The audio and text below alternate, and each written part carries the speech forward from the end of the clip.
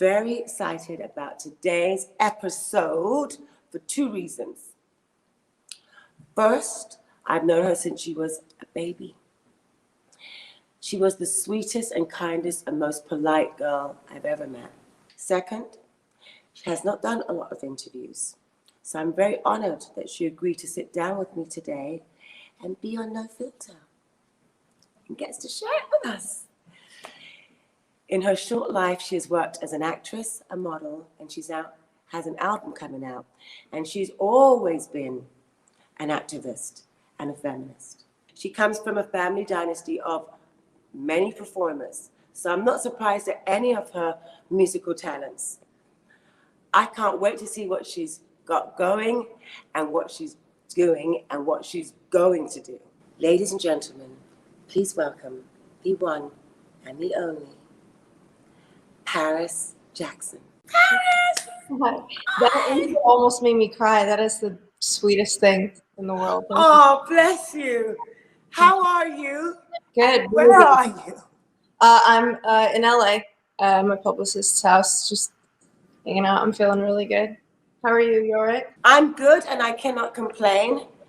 And I know you've got lots that I want to get into with you of what you've been doing creatively. And I'm just like, so first of all, how has this pandemic and this lockdown been for you?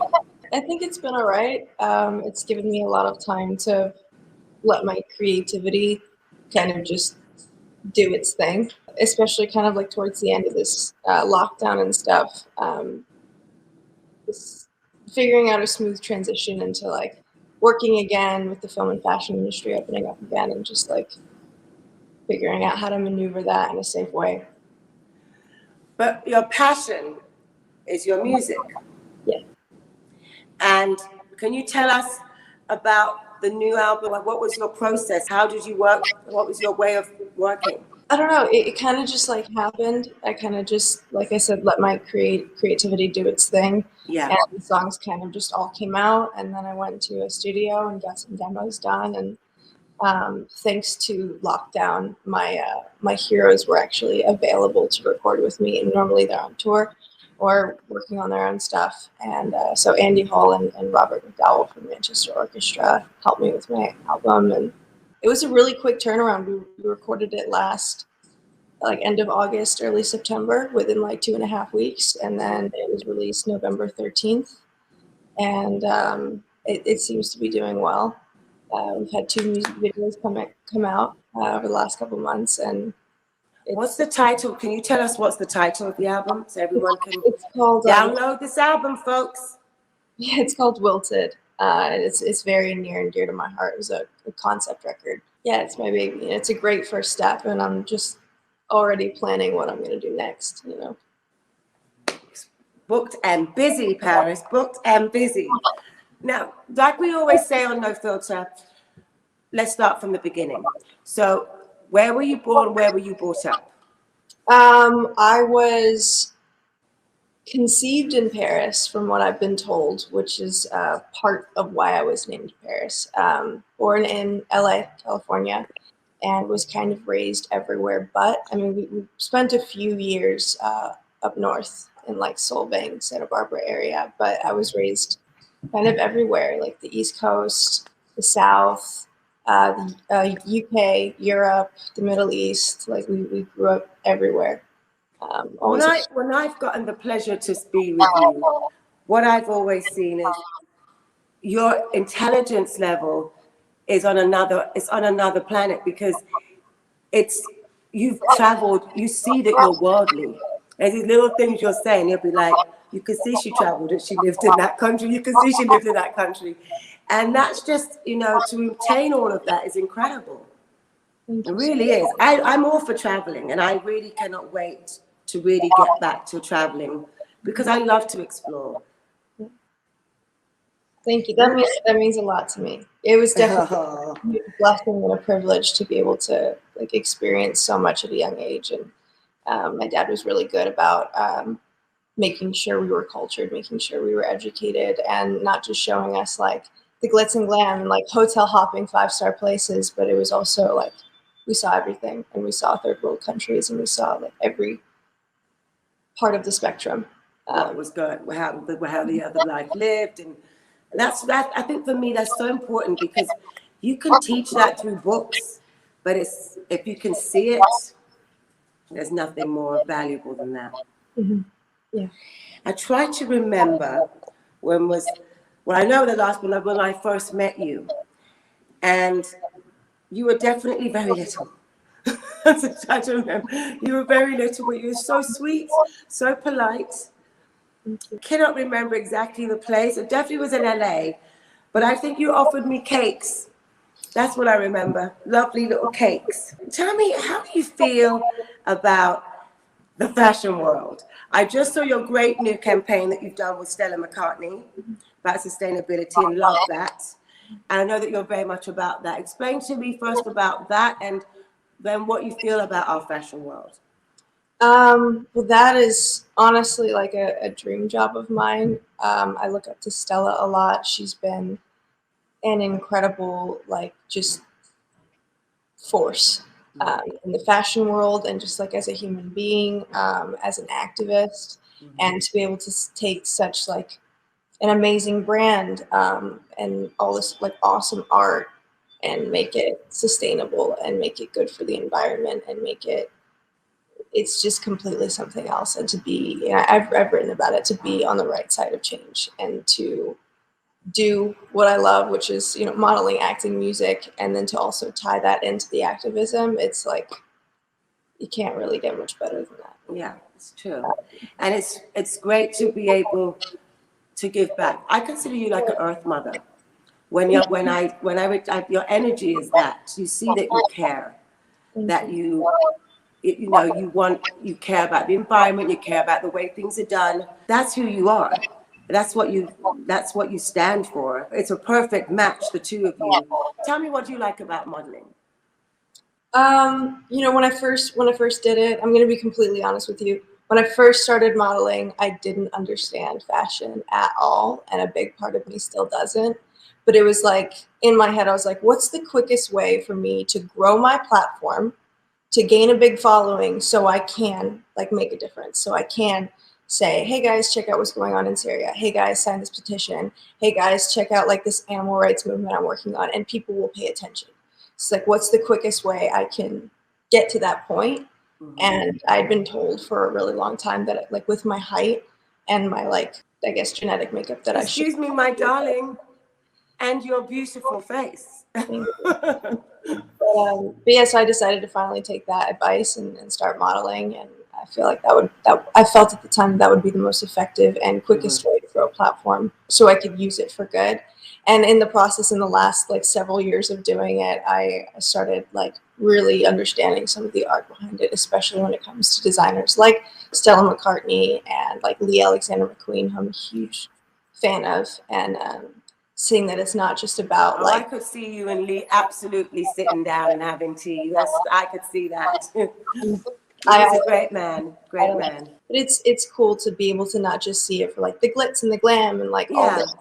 And how was it for you walking in Jean-Paul Gaultier? Actually, Jean-Paul was on 2 weeks ago, and I've known him since I was 16. How was that walking in his last show of his 50 years in the business?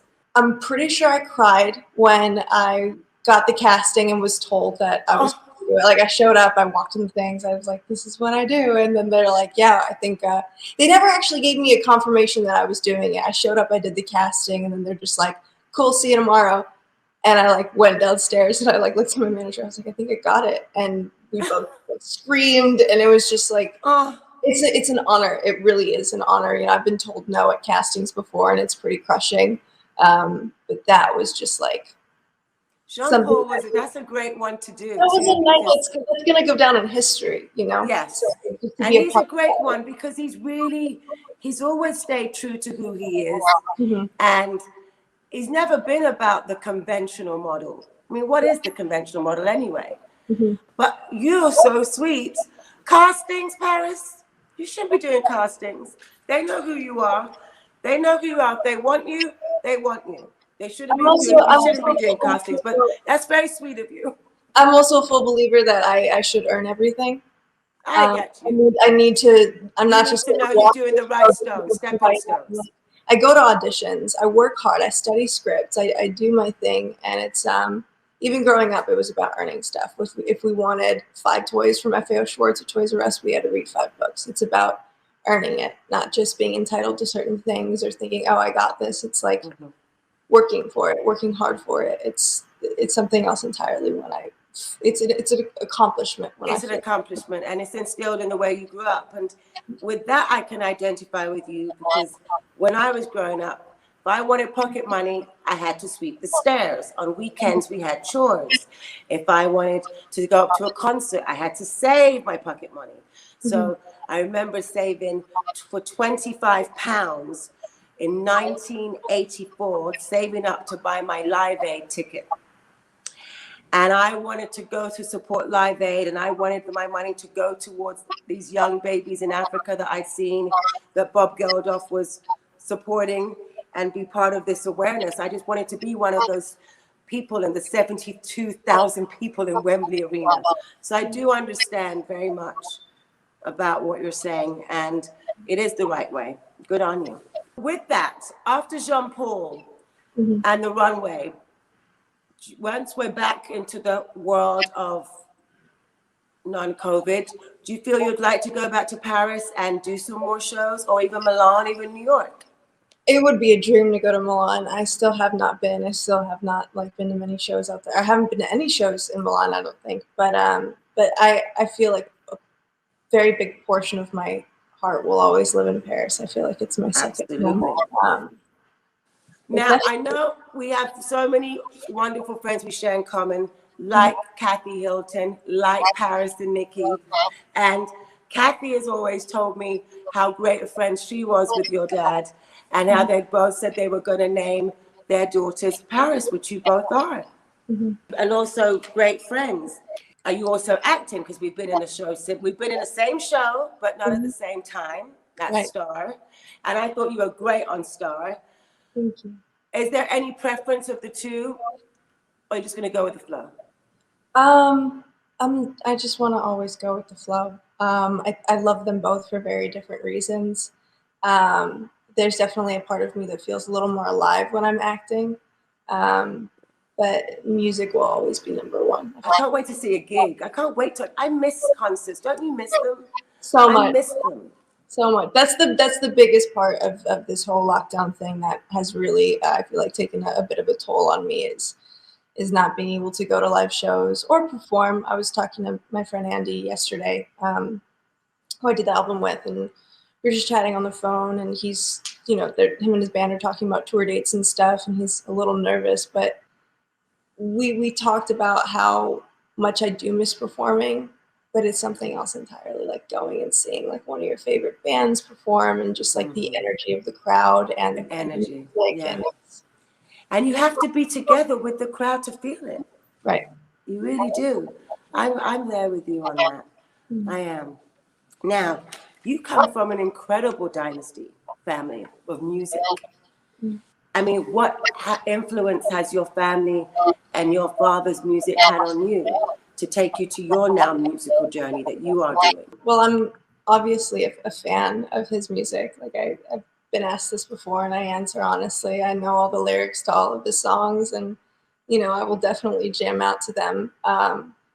But I feel like when it comes to influences, I feel like every part of my childhood will always influence how I am today, whether it's like experiences or like all of the music we listen to. Because I know you kind of got to know my father a little bit, so I'm sure you knew that he loved classical music and jazz and hip hop and R&B, and obviously the Motown stuff, but also like radio's top 40. He loved rock music, soft rock, the Beatles, so we grew up around all of that, and I feel like all of that somehow influences my stuff. And if you listen to my album, even there's some movie soundtrack like influences as well, like Hans Zimmer and Danny Elfman, as well as like rock bands like Radiohead and Manchester Orchestra. Yeah, love Danny Elfman and love Radiohead.